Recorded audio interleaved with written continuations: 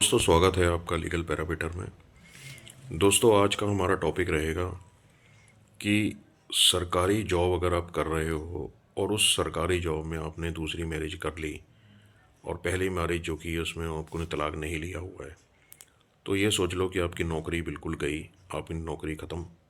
ये है आज का टॉपिक। दोस्तों ये जो वीडियो बनाने का एक ही मकसद है कि ये लीगल अवेयरनेस है, दूर दूर तक फैले, लोगों को नॉलेज आए, लोगों को पता लगे कि क्या हो सकता है। अब जो हॉनेबल सुप्रीम कोर्ट का सबसे तगड़ा जजमेंट, सबसे बड़ा जजमेंट अभी रिलीज़ हुआ है, उसमें उसमें ये बताया गया दोस्तों इस केस में कि एक जो बंदा है उसका नाम है प्रणव प्रणब कुमार नाथ। वो जॉब करता था, सरकारी नौकरी कर रहा था CISF में, सेंट्रल इंडस्ट्रियल सिक्योरिटी फोर्स में। जैसे डिफेंस होती है, आर्मी होती है, नेवी एयरफोर्स होती है, पैरामेडिकल फोर्सेस होती हैं, पैरा मिलिट्री फोर्सेस होती हैं, ये जितनी भी फोर्सेस होती हैं ये इनमें अब ये सरकारी नौकरियां कहलाती हैं। अब इसमें 22 जुलाई 2006 से as a constable Pranab Kumar Nath जो है वो जॉब कर रहा था। अब हुआ क्या कि उसने पहले उसकी एक वाइफ थी और एक उसकी लड़की थी, बेटी थी। उसके होते हुए भी उसने क्या किया, फर्स्ट मैरिज होते होते उसने दूसरी मैरिज कर ली मार्च 2016 में।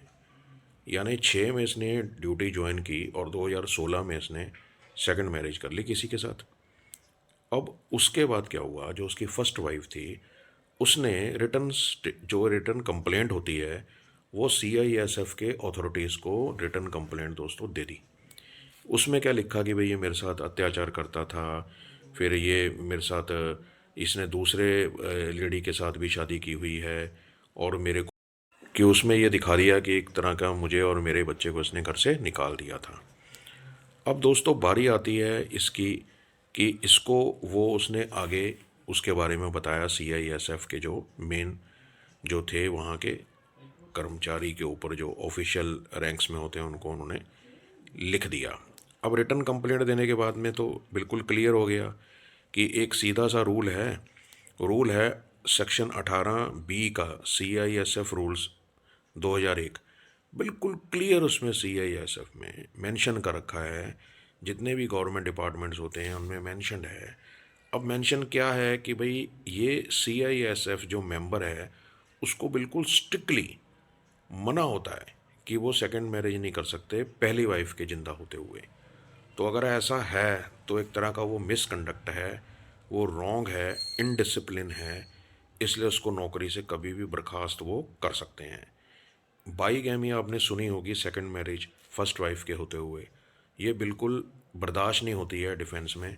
अगर ऐसा है तो ये बिल्कुल गलत है, और ऊपर से उसने नेगलेक्ट किया है अपनी वाइफ और अपनी डॉटर को।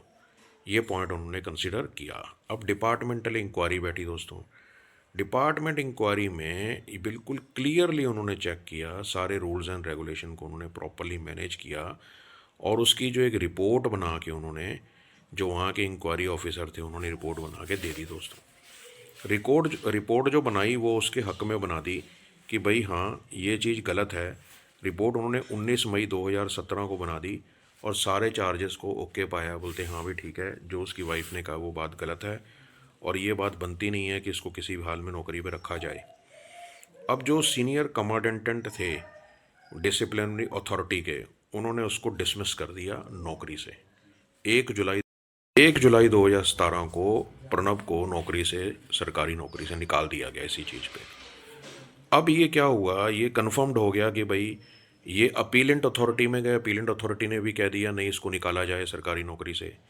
फिर आगे गए रिविजनल अथॉरिटी में, उसने भी कह दिया भाई हम नहीं इसको रख सकते, इसको नौकरी से निकाल दिया जाए, इसने ये चीज़ें जो की हैं वो गलत की हैं। उसके बाद प्रणब कुमार नाथ जो था वो चला गया high court, honourable high court चला गया। अब हॉनेबल हाई कोर्ट ने देखा कि भाई इतनी बड़ी सज़ा क्यों दे रहे हो, कि भाई अगर बंदे ने ठीक है सेकंड मैरिज कराई, बाईगैमी है और उसकी पहली वाइफ जिंदा है, तो भी उसे नौकरी से हटा दिया जाएगा, ये तो बात गलत है। तुम इसको नौकरी से क्यों हटा रहे हो, ये तो बात गलत हो गई। ये फाइनेंशियल हार्डशिप से पता नहीं पास कर रहा हो, कैसे ज़िंदगी किसी की निकल रही हो। तो इतना बड़ा जो ये है हार्श जो है, इतना बड़ा जो लेना पड़ रहा है वो ना लिया जाए। कि कोई इसके अलावा कोई और इसको कोई ऑल्टरनेटिव कोई जो भी है इसके ऊपर फाइन लगाया जाए या कुछ इसको ऊपर कोई लाइटर जो पेनल्टी लगा दी जाए जिससे कि इसको नौकरी से ना निकाला जाए, तो इस तरह का कुछ देखा जाए। तो जब ये बात हुई तो भाई यूनियन ऑफ इंडिया जो थी उन्होंने अप्रोच किया सीधा सुप्रीम कोर्ट में। अब हॉनेबल सुप्रीम कोर्ट में जब उन्होंने अप्रोच किया, इसको चैलेंज किया, जो हाई कोर्ट का डिसीजन था उसमें उन्होंने कहा कि भाई ऐसे कैसे हो सकता है, जो रूल एक बार बन गए हैं कि सरकारी नौकरी में बाईगैमी नहीं चलेगी, तो फिर ये रूल को कैसे पलट सकता है हाई कोर्ट। तो इस चीज़ को लेके उन्होंने सुप्रीम कोर्ट का रुख किया। अब दोस्तों सुप्रीम कोर्ट का मेन इशू क्या था, उन्होंने देखा कि भाई क्या हाई कोर्ट के पास पावर है कि किसी लॉ को चेंज करने की। अगर मान लो CISF या गवर्नमेंट डिपार्टमेंट्स के जो लॉ बने हैं, क्या उसको हाई कोर्ट बिल्कुल बदल सकता है, पलट सकता है?